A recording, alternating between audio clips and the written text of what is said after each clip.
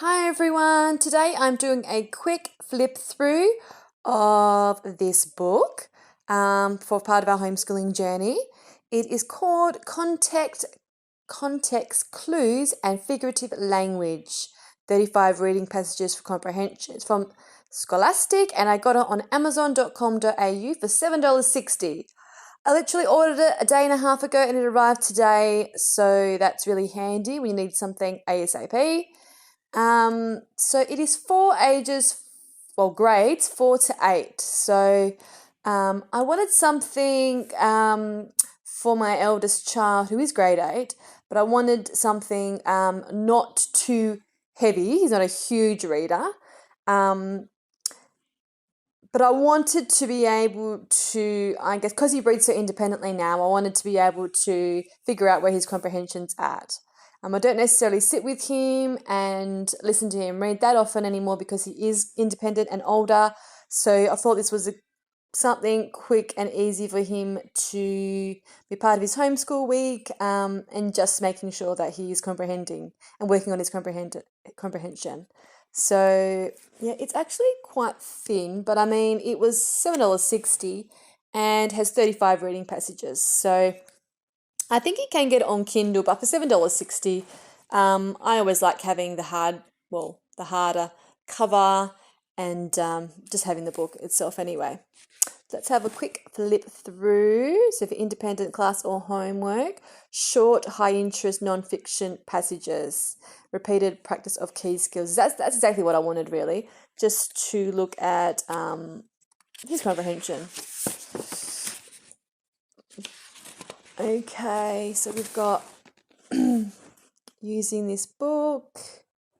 So it gives you some directions, teacher's tips, teaching you about context clues. So I guess you could go through this with them before you start the book. So here we go. Here is the first kind of little mini lesson on what are context clues. So before they get into that comprehension by themselves, there's a little bit of a rundown. What is figurative language? Again, also it's a learning page, they call them. Looking at similes, metaphors, personification, hyperbole. And then did I miss a page? I think I did. And then we're looking at the activities. So exercise 1. Now I guess because it is for the younger kiddies, grade 4 to 8, it starts with, I guess, quite simple passages, which is good because a lot of the other ones I saw in comprehension, they're just pages and pages and really easy to lose my son. So just something quick, easy, concise, he can answer these questions too. And for him, resistant writer, this is like a perfect example of what is attainable and not too draining on him. So the best word for the blank in this paragraph is, in this paragraph, the word antisocial, a must mean, underline a word or words that help you answer item 2, write a sentence using the word antisocial. Okay, so I hate busy work. So I really don't want him reading pages and pages and pages just to answer questions for my benefit. So I'd rather him read pages and pages of the books he's interested in, I guess. This is just enough. So, and my middle child can also start on this as well. Before I bought her this book, I wanted to have a quick look. Exercise 4. And I believe it gets harder and harder, or I guess more complex as they go through. I'll just keep flicking through. And if you need to pause anything, obviously pause the video. I searched and searched and there was no videos on this book and not many examples on Amazon. So here it is. Trying to help all our mamas out. All us mamas out. Context clues. Okay, so these first few ones were all about the context clues. Yep, context clues.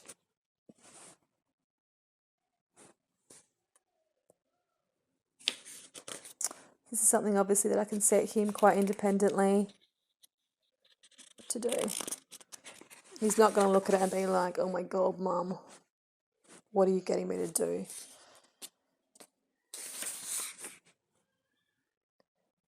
And also for younger kids, really achievable.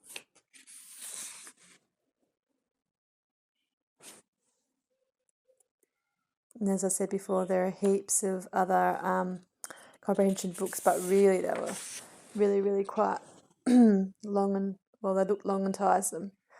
So now they've kind of switched into figurative language. So the questions are more in relation to that.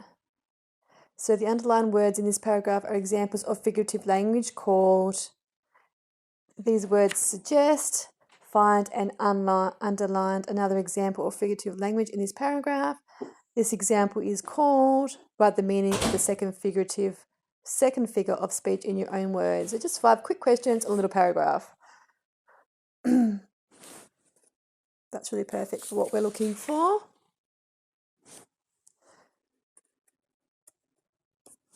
And we've already kind of got our core language arts program selected. So this is just like an additional reading activity. There's about 35, so just 1 a week. We'll just add to our homeschool schedule. So we're at exercise 32. Let's just see how the language is going here. Animal tale tells many tales. In most cases, an animal's tail serves as a helpful function. For example, the tail of a bird helps it to fly. A porcupine's tail is a weapon. The porcupine uses the many quills in its tail to defend itself. A horse uses its tail to keep flies away. Fish, of course, use their tails to help them swim. What does the elephant use his tail for? A baby elephant holds onto its mother's this trunk, so it doesn't get lost. Kangaroos use their tails for balance. They can also sit on their tails. So there's kind of a lot of information in that one little piece. So this is great because I guess this is getting them to identify kind of what they've read in there.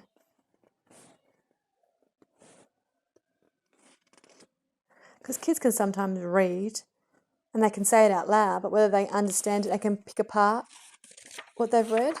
This is an important skill that we want to probably work a bit more on. Figurative language.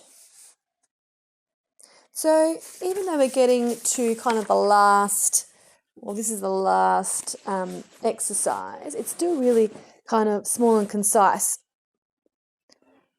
So that is perfect. If you've already got language arts curriculum, you don't want to be adding too much more to your kids' homeschool day. Well, we don't anyway.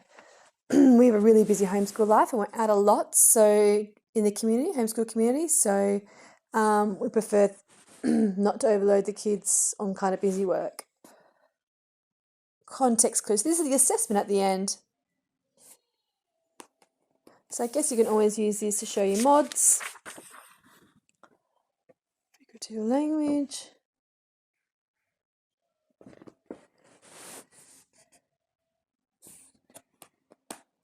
Student record, I guess that's for teachers. Oh, there's answers as well. Well, that's good. Better not show my child this. I might want to rip that out if you've got a child that's a bit nosy. Or clever, should I say. Find the answers at the back. Okay, so that's just asking for some feedback. So, and that's it. Now, there are different books in this series, Main Ideas and Summarising, Point of View and Fact and Opinion, Inferencing and Drawing Conclusions. Now, we've got another book on inferencing and drawing conclusions, so we probably don't need that one. And we've also got another book from Happy Frog Press, I think it is. We've got another video check out my YouTube channel for those, not this series, but it's a different Happy Frog Press series, I think it's called, main idea and summarising. So we could also add in the main idea and summarising. So grades 4 to 8. I think this is going to be a good little addition to our week. And also if you've got multiple children, this is kind of really easy to photograph if you don't want to spend the $7.60. So yeah, I think it's a good little buy. Can't really go wrong for that price. And yeah, hope you enjoyed, guys, and happy homeschooling.